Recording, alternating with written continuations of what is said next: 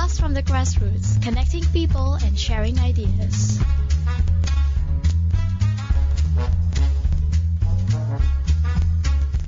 Hi, this is Arlene. And this is Grace. And with us, of course, is our long-term partner with Ecoknights because they will be having the Eco Film Festival.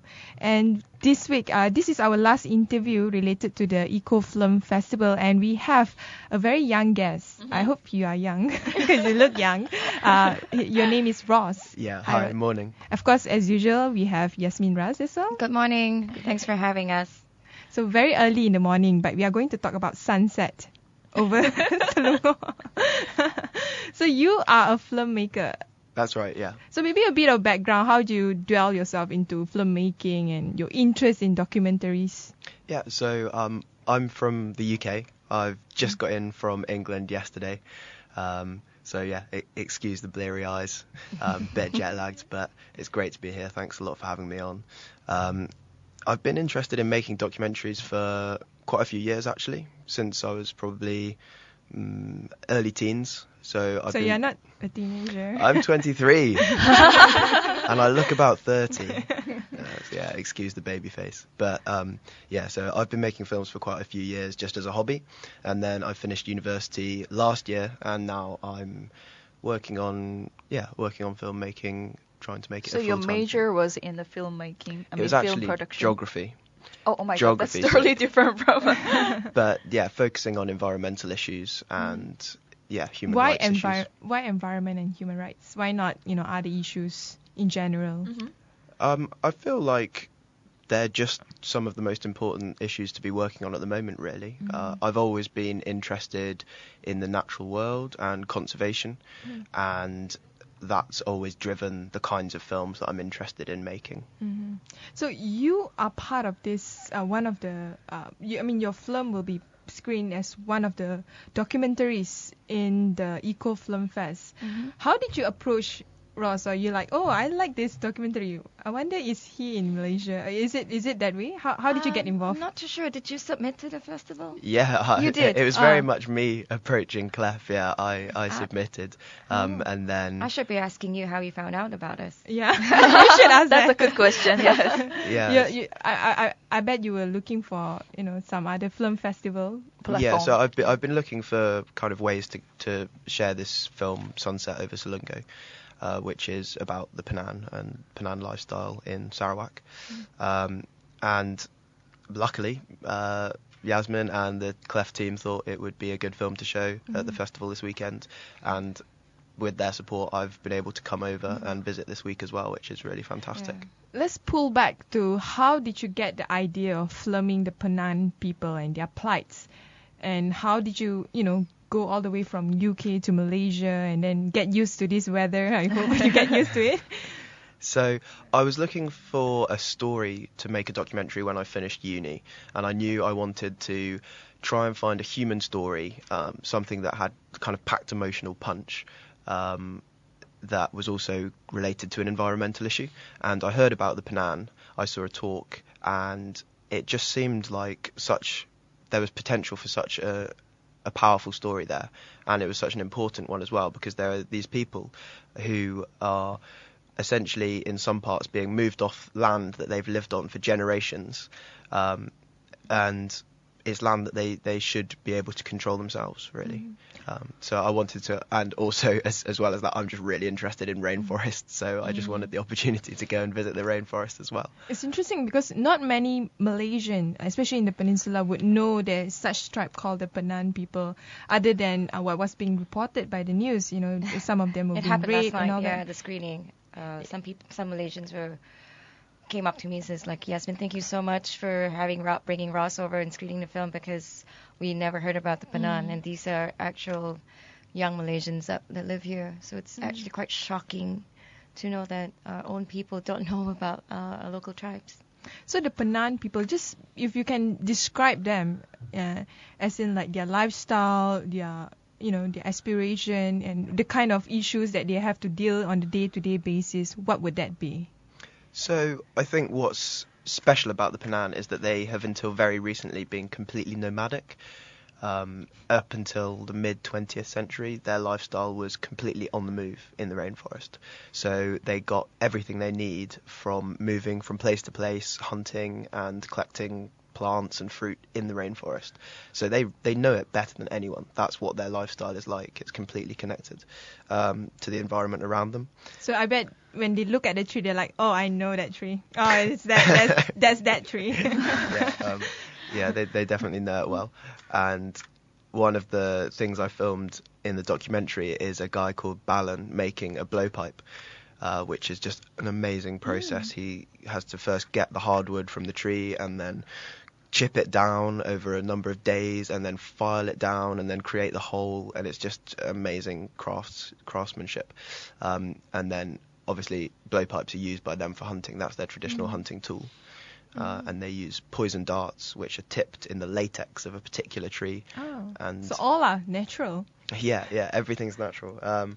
But since around like a few decades ago, they've started living in villages. They farm rice, but their whole way of life is still completely connected to the rainforest. What is their interaction with the outside world is? I mean, do they live in very remote communities where they rarely see anyone outside their tribes? So they are remote from big cities, but they do have they have a small trickle of visitors come each year, and I think it's really beneficial when tourists come into the area, because both the tourists get to learn about what their life is like, and the Penan get to kind of communicate with people from different parts of the world as well. So it's it works both ways. It's really interesting. So how did you work your way to the place? Is called Selungo, I believe. Yeah, it's the Selungo River, so it's in Upper Baram, quite far interior. How of did you Sarawak. locate the place, locate the tribe? Did you have a local guide, or did you just figure it out yourself based on your own readings? So there's a group that runs 1 or 2 trips a year. And they're doing a great tree planting program. So I started off with this group, and then I was with them for a few days. They carried on and were doing other visits in Borneo, and I stayed put in one particular village. And then it was the people who I was staying with in the village and a couple of others who were my guides, and they showed me everything. So from here, based on the experiences, right, what's the most memorable moment that you will, share with us here? My most I'm sure you have a lot of. Yeah, no, it was kind of day after day of amazing experiences when I was there. How long was that? So I stayed for 6 weeks when I was making the film, and the film actually begins with what was my personally best experience while I was there. And we went on quite a long trek into the rainforest, so over a couple of days, and then we were sleeping out in the jungle. And then we went to the top of one of the mountains, kind of on the side of the valley, and were up really early in the morning to watch the sunrise. And I was able to record the mist forming over the tops of the rainforest. So and it was just like the most incredibly beautiful place I've ever been. It's really, really amazing there. So have you ever experienced those kind of lifestyle before this? No. That's your first time. Yeah, I think it's pretty unique actually. So how did you create the storyline for Sunset over Selungo? Or did you just go about 6 weeks, just document everything that you can find? Pretty much, yeah. The main aim was to go there and just capture as much of what the lifestyle was like as I possibly could. It's a guy called Sia and Dennis who I focus on in the film, and they kind of talk to me about some of the challenges they're faced with. So there is a kind of risk of logging, which has happened in other parts of Sarawak. But what's really special about the area where they live in Upper Baram is it's one of the last tiny pockets of primary rainforest. So whereas so many areas have either been partially logged or completely logged, this patch hasn't been logged at all, which makes it really unique. And because of that, they're trying to get it recognised as a new protected area. Did you have any interaction with the loggers, the timber loggers? No, I was just in this particular village, really. So, no.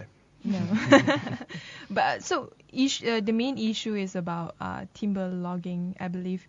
But is there any measures that were being done either during your filming or after your filming just to address the concern there? Because I know right after people were highlighting the issue of the Penang people, the government did somehow show their concern over the issue, but were there any follow-up from there, especially from the federal government? What the Penang have been doing themselves, I mean, I can't really speak on behalf of the Penang. I can just talk about my experiences, you know.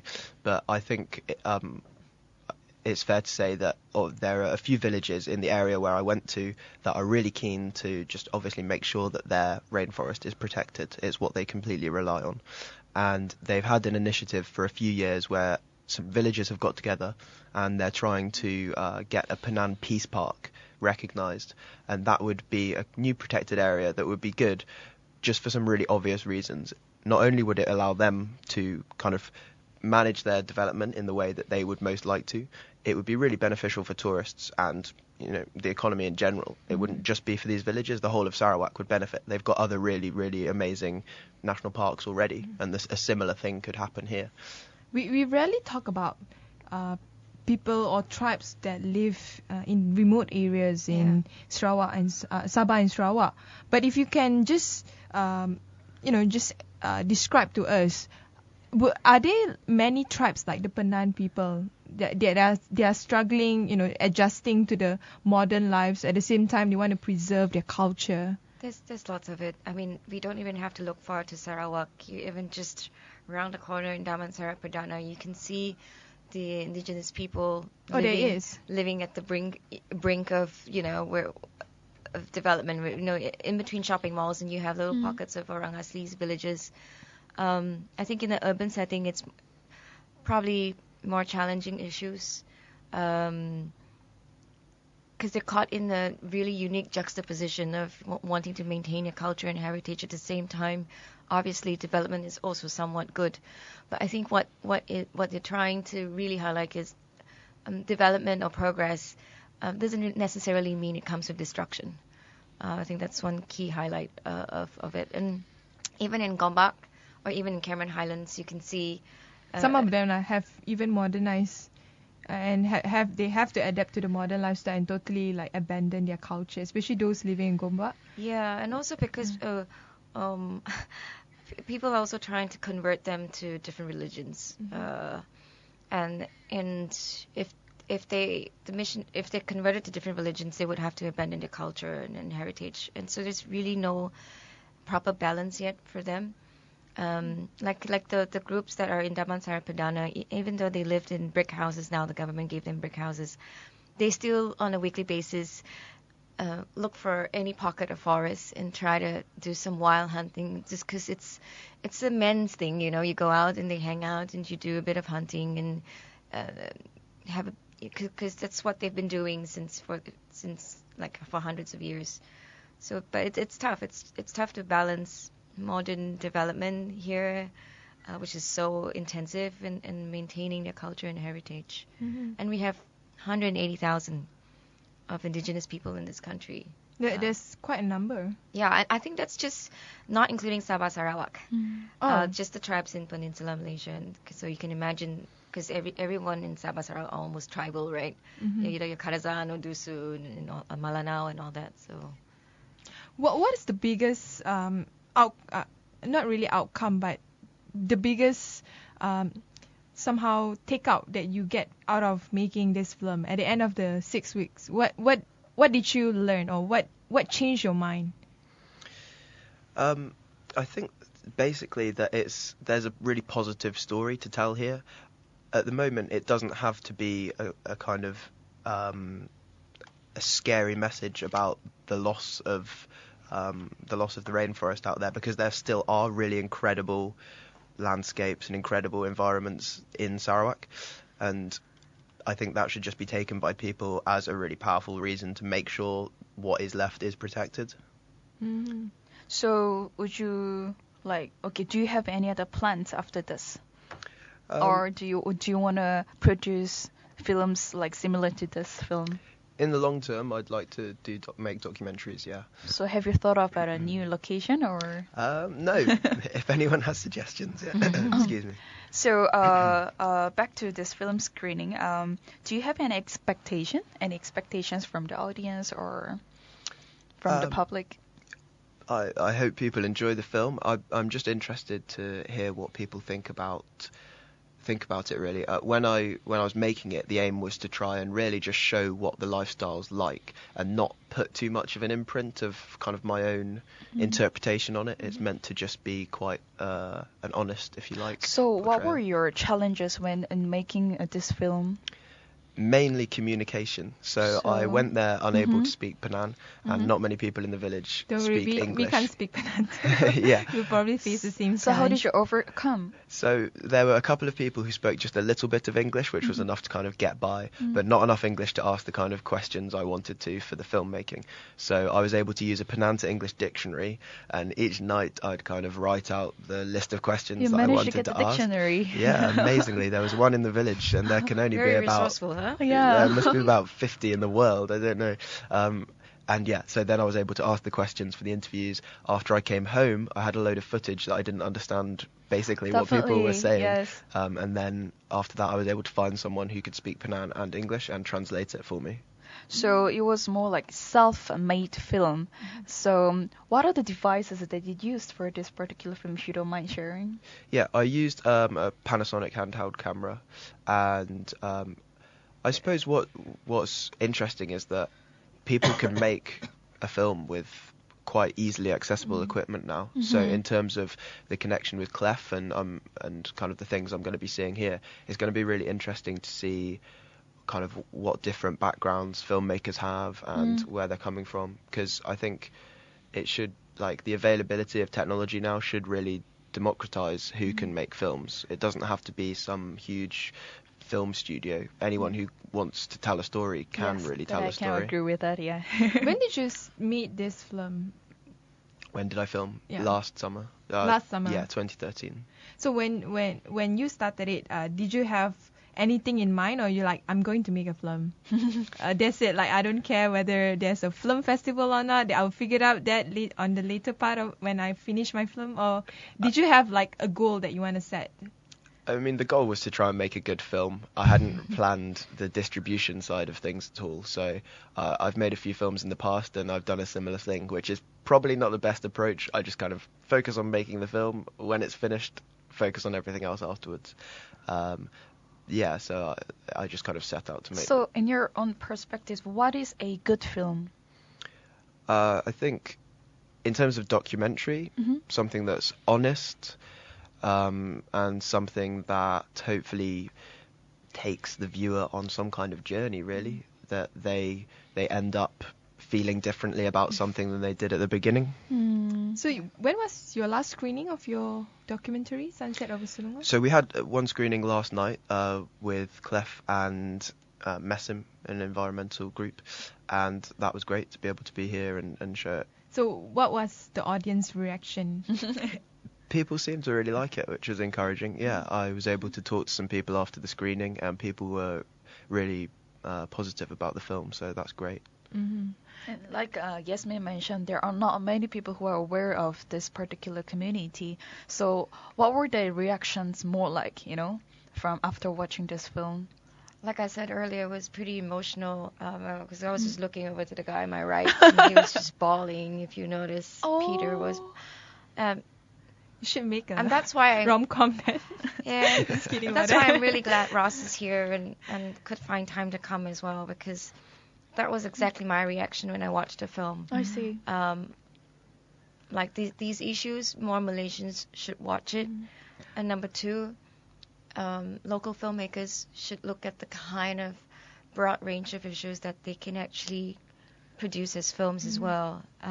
Funnily, most of the best environmental films that we bring Locally. on about Malaysia are made by foreign filmmakers, which is, I guess, something we need to pretty And a much educate. 23-year-old. But then Exactly. how would you approach all these people in Malaysia then to educate them and then to be able to, let them have more ideas about what's going on I in think Malaysia? Ross's presence is already a good encouragement because yesterday I had a couple of conversations with some local filmmakers that were at the screening, and they were like, we need to come talk to you and understand more about the local environmental issues. I said, yeah, that's what I've been trying to say. Like, and then the next challenge would be, will you set yourself off and go out there and do it, because like, Ross basically just up and went in 6 weeks and with no expectations, I guess, and not knowing what 6 weeks You living just in went the for forest. it. Yeah. And it takes a bit of a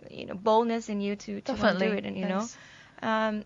that's why I think the festival is a good ground for filmmakers to hang out and get to know each other and talk to each other, because I think we need to also get the international filmmakers and the Malaysian filmmakers to have conversations to see how we can evolve. I mean, filmmaking in Malaysia is still very niche. Niche. We either do films about horror stories or drama love stories and so forth. We're not really going into the elements are documentary not scene really too bright, much. yeah. And I think in Malaysia we have a wealth of stories to start shooting on that we need to start working on as well. In fact, I think Indonesia have better films than us. I agree. Sorry It's for just being more a bit refined, more critical of our own country. Yeah. I mean, it's all constructive criticism, It's the idea is to kind of get Malaysians to look at the variety of issues that we have here. that's true. But is just one tribe. We have so many more tribes. Who's documenting them? And then some of especially these on our backyard. Yeah, The and one some at of the these Damansara tribes are Heights. already at the brink of extinction, like the Chewong community in Pahang. There's only about 30 families left, and they're the only ones that are known as the forest doctors, because they could just walk into the forest and they know it's like a pharmacy for them, because their knowledge about the forest is basically from the medicinal perspective. And this is the only tribe in the whole planet, 20 families. So I'm not, and I don't see anything being done, like even just stories, which is quite a shame. So valuable. Yeah, it is valuable. So how can people watch your documentary Sunset over Selungo during the festival? Yeah, so if they're in KL, they can come and see it at 9 o'clock on Friday at Black Box at Publica. 9 o'clock at night, in the evening. In the evening, yeah. But they should come for the whole evening of screenings. So I think, is it right? It's Malaysian films Asian films on filmmakers, Friday night, yeah. So we have and that filmmakers starts from at China 8. as well. Yeah. On Friday. So the whole evening on Friday, there's a series of film screenings. So where they can get more information about all the documentaries, including this particular documentary? I think the best is to go to the website ecofilmfest.my, and you can actually download the festival guide. I think the festival guide is an essential guide to have, and you can always just keep it in your phone and use it and the screening schedules are all there. I think that will be essential. And of course the Facebook page, which is Kuala Lumpur Eco Film Festival, which you will see almost now 2 hourly updates on who's coming and what's going on the next few weeks, few days. I see. I mean, before we end our segment, what is your message of this festival to our listeners? I mean, we've been having this Ecoknights segment for the past few weeks, so today will be our last, right? So, well, what's your message, and including Ross as well? I guess number one is to be aware of these local issues. I mean, the kind of films that we're screening are so broad, of so many issues.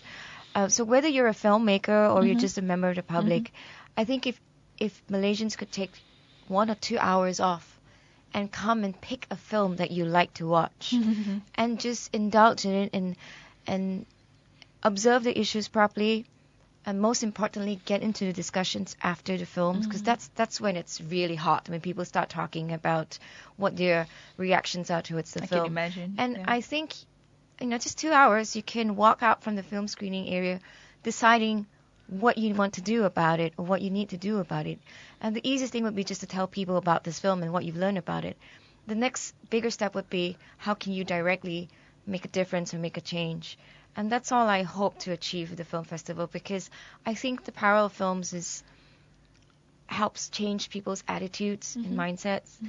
And I hope we can transform the Malaysian mentality here and landscape here to get us to be more aware. Yeah, look out from your little box and see the bigger issue here that we're all facing.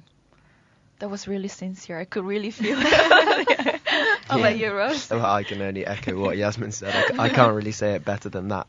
But I can see that her and her team have organised an amazing festival and some really great films to come and see. So yeah, I just really, really encourage people to come along and start those conversations. So we look forward to your film Sunset over Selungo at 9 o'clock Friday. And it's free. And it's free. Yay, free. Okay. You can bring your own popcorn, but it's free. Okay, that's all for today. Thanks very much. Thanks Thank you very much. much. Thank you.